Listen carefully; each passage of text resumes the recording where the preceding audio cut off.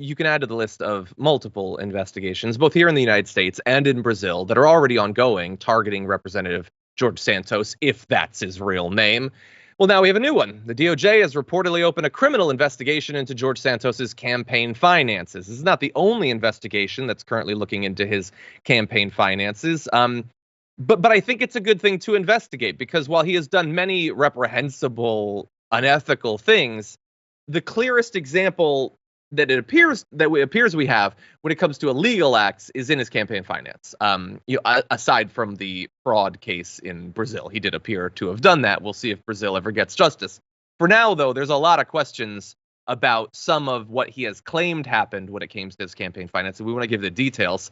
So they say, in a sign that federal prosecutors are investigating Representative George Santos' campaign finances, the DOJ has reportedly asked the FEC to hold off on any enforcement actions against the freshman member of Congress, who's become notorious for, literally everything. Earlier this month, the campaign watchdog group Campaign Legal Center asked the FEC to investigate the $705,000 that Santos said he loaned to his campaign. Considering he declared an income of just $55,000 back in 2020, the group wants the FEC to find out how he could have done so with his own funds. So they were going to investigate it. It appears now that the DOJ is asking them to stop because they don't want dueling investigations, perhaps. That's no guarantee that they're actually going to find anything, or if they do, that there will be consequences, or if there are, that those consequences will be significant. But it is a really interesting question as to where the hell that money came from. I don't know if maybe he just got lucky and found some original vintage packs of Pokemon cards, or maybe he bought a couple of Bored Apes and they went to the moon. But other than that, I don't know how you put together $700,000 in just a couple of years. But what do you think? I honestly have no notes other than this doesn't surprise me. It's just one thing after another with him. And I have no idea how he would come up with that money, but his alternative life in Brazil might explain it, that we just don't know about. True, maybe George Santos only had $55,000, but maybe Anthony DeVolder's just rolling in money. I don't know. But here's an interesting added wrinkle and some good work being done here by Mother Jones. They tried to call his top donors, and many don't seem to exist. So under federal campaign finance law, it's illegal to donate money using a false name or the name of someone else. Now, bear in mind, in this case, it's other people who are being alleged to have used fake names, not George Santos, who also commonly uses fake names. So these questionable donations that they're looking into account for more than $30,000 of the $338,000 that his campaign raised from individual donors in 2020. It hasn't previously been looked into. And they've talked to dozens of the most generous donors, but they didn't. This is the campaign back in 2020, by the way. So bear in mind, as we go forward with the investigations, there's multiple years and multiple countries worth of potential illegal acts. But in any event, where that money came from, who actually gave it, is it maybe just somebody not wanting the disclosure, so they use a fake name? Is there a good reason that they wanted to hide the source of the money? I don't know. But as of right now, we're obviously pretty sick of him. Turns out the people of his district are super sick of him. Overwhelming bipartisan support for his resignation inside of his congressional district. And these numbers are just insane, Elise. 78% of voters believe he should step down.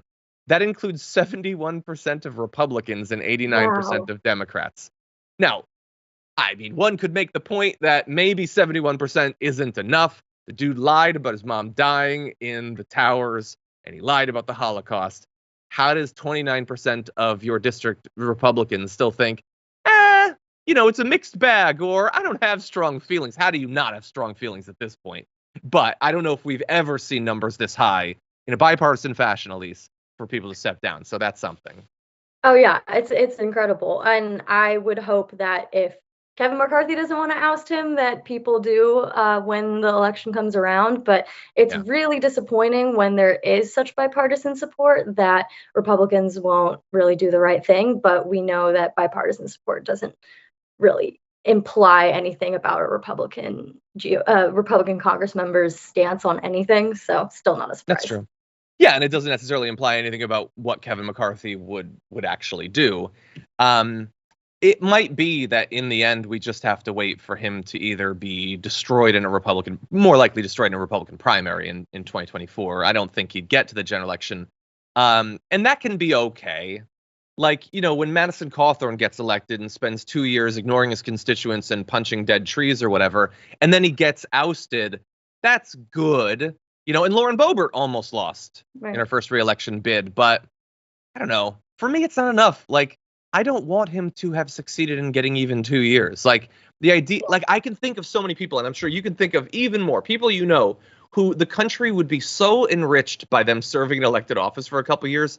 The idea that he would get to finish out his term and not be, like, ejected from, like, down the steps of the Capitol, it doesn't seem like enough considering the severity of his lies.